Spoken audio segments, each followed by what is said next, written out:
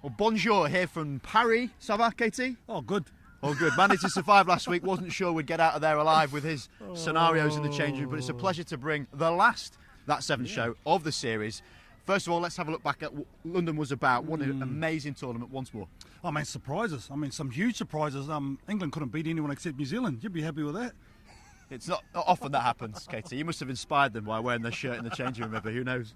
Oh, man, but honestly, like, going into that tournament, no one would have picked Australia. I surely didn't. No, they did really well, didn't they? Good to see them back in the form. Really helps with their young lads coming through now. Tim Walsh, I like what he's doing. Yep. Also great to be able to hear his thoughts in game.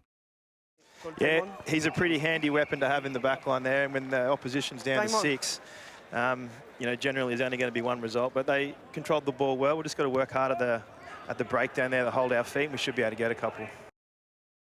Revolutionary, I guess. Great innovation it was, wasn't it? But moving on to Perry, I mean, the rookies of the year.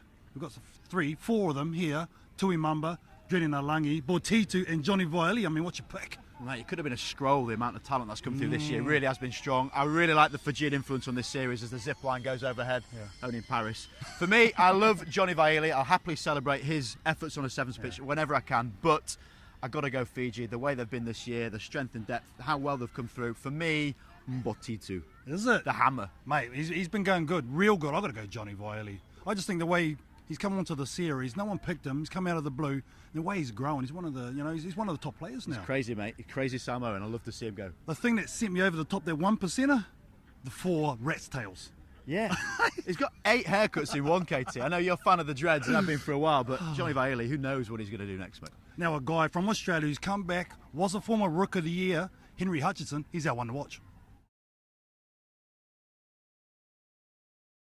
Hutchison! Australia are doing it superbly. Henry Hutchison, they hit back. Look at the pace. Oh, you can't coach that. Hutchison comes out the other side the winner. Hutchison has too much pace. Henry Hutchison, he's run out of people to beat. He's sliced and diced the entire French team. Well, it's award night Sunday, Katie. You'll be wearing your poshest, T-shirt, shorts? Yeah, I think I'm in the reckoning for the Dream Team. Or Dreamer Team, one of the two. Well, you're dreaming, mate. You're dreaming a long time ago, but you were one of those players who would have been nominated had your day been around, and there was indeed a Dream Team. But for those rookies of the years who don't get that award, I think they're going to feature quite heavily in the Dream Team. Oh, man, I mean, some of the guys, one guy I think really stands out for me, the workhorse for the USA team, Ben Pinkelman. I think he's a guy you sort of can't go past. One of the best forwards for me running around. I think he'll be there. Yeah, well, Thomas In, his lieutenant alongside him, he's been outstanding at times. The USA and Fiji likely to feature very heavily because it's been so dominated this year by those two teams. Just 2 points separating them from the whole season. 450 games is going to come down to the absolute wire. Would you pick Jerry Tuai as your half? Yeah, I would do. Yeah, Jerry's been outstanding. Those little moments that change tournaments, that win the game for their team. I think he's talismanic in how he plays the game. Yeah, that's a nice word. I like that. You can have it, mate. You can have it. You've really taken it. Now, Coach of the Year, that has to be decided as well. I mean, who do you pick? Again, looking at the top 2 teams, you've got to think Gareth Baber, Mike Friday, 2 guys leading it. I like what's happening underneath that. Like a lot of coaches really showing their wares. Sir Gordon Titchens, a man you know well. Yeah, I think he's a guy. You know, he's brought some more up. Weren't too good last year, but he's introduced a lot of things. Are starting to come on the up. I reckon he's it'll be tough. Well, you mentioned Mike Friday. He's a man who loves a good quote. Check this one out about his thoughts ahead of this weekend. A game between Fiji and the USA to try and determine the World Series would be exactly what the World Series wants and exactly what this World Series is about. It's cutthroat every time you take the field in the game of sevens. There's every opportunity to seize a wonderful moment of winning the series, potentially on the last game if we can get there. And I think that's the opportunity. That's what this type of sport, that's what the World Seven Series is crying out for, and hopefully what ourselves and Fiji are trying to deliver in the last weekend of the World Series. Wouldn't it be amazing if it came down to the last match and winner takes all? It's full-on Coliseum, gladiator, everything you want to see on a rugby field. Oh, gladiator, aren't you entertained? Hey? Usually are with Mike Friday.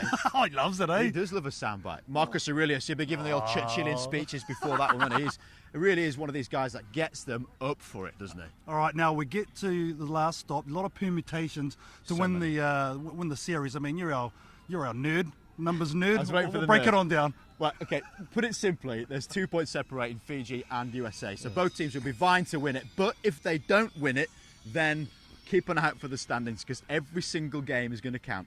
All this series, all these points, and it comes down to the last two. Look at you, you're all excited. I'm so excited, mate. So excited. And at the bottom, same thing. Yeah. Three teams really vying for that relegation. I mean, it really is a story to behold this weekend. Yeah, very good point, very good point. Now, we move on to how South Africa beat Fiji from the snatch and grab last season. Well, that's why I smile, because Sevens is just so unknown. You don't know what's going to happen. And Fiji had an 8-point lead coming into this tournament last year, and it was meltdown. But luckily, rather than hear us talk about it, let's see what Philip Snyman's got to say.